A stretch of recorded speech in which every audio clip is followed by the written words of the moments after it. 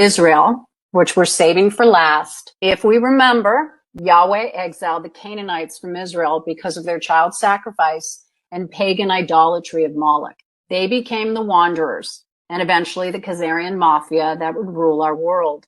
In 1917, the Rothschilds, leaders of the Synagogue of Satan, purchased Palestine from the English via the Balfour Declaration, which neither party had the right to buy or to sell. Palestine belonged to its rightful heir, the Palestinians, who are the biblical Hebrews, the true Israelites. So much indoctrination has led us to believe that the Palestinians were the occupiers and that the Ashkenazi Jews, descendants of Cain and the Khazars, had been displaced and therefore entitled to return to their homeland. This is the biggest political propaganda scam that the Rothschilds, with the aid of Zionist author Theodor Herzl, have perpetuated. But let's think about it. What greater vengeance than to take Israel back from God as revenge for their ancestors' expulsion? Imagine Satan on the throne of Jerusalem. The satanic Khazarian communists, including Trotsky, Stalin, and Lenin, spread godless communism throughout Russia, assassinated Tsar Nicholas II with his family, and led the most barbaric genocide against countless Jews and Gentiles, the likes the world had ever seen. And frankly, much of the world still remains unaware. Over 60 million people were brutally killed within a 50-year period. And specifically during 1915 through 1921, communist-sponsored pogroms were implemented in Russia and bordering Poland, displacing and murdering 6 million people. This aided the Rothschilds in their scheme to justify a Jewish homeland in the minds of the global psyche. British Rothschilds then orchestrated World War II to serve as the impetus for their Holocaust exodus to create the state of Israel for its victims, which we were told were approximately 6 million. Again, that 6 million number rises.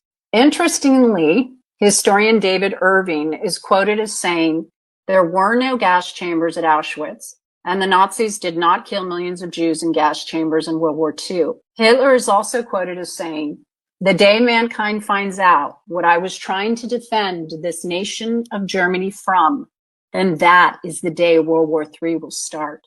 For on that day, mankind will learn that I was trying to save my nation from the Freemasons, the Illuminati, and the Khazarian fake Jews. For if the Americans win the war, then they will conquer the world and forever be a slave to the Khazarians, who will then conquer God." In late 1947, the UN General Assembly, adopted Resolution 181 to partition Palestine into Arab and Jewish states, with just 33 votes in favor. How ironic, 33. The Palestinians rejected the UN's partition plan as an obvious violation of Palestinian rights and warned of the coming devastation. On March 10, 1948, the Zionist paramilitary adopted Plan Dalet, which laid out a strategy of ethnic cleansing and eviction of 750,000 Palestinians, also known as the Nakba, a combination of massacres, razed homes, and theft of assets and land. 75 years ago, on May 14, 1948, Prime Minister David Ben-Gurion declared the creation of the State of Israel. Golda Meir, a male to female transsexual, who would become the fourth Prime Minister of Israel, became one of the signatories of Israel's independence of declaration. The Israeli radio station Call Israeli conducted its first broadcast, and the U.S. granted Israel de facto recognition and gained independence from British administration. These events led to the first Palestinian-Israeli war and a massive refugee crisis. Today, Palestinians still live under apartheid, are killed on a daily basis. Schools and homes are razed at whim, and Palestinian children are still kidnapped for the trafficking of their organs by the Israelis. Zionist forces control 78% of Palestinian territory, with the rest divided into what are now the occupied West Bank and the Gaza Strip.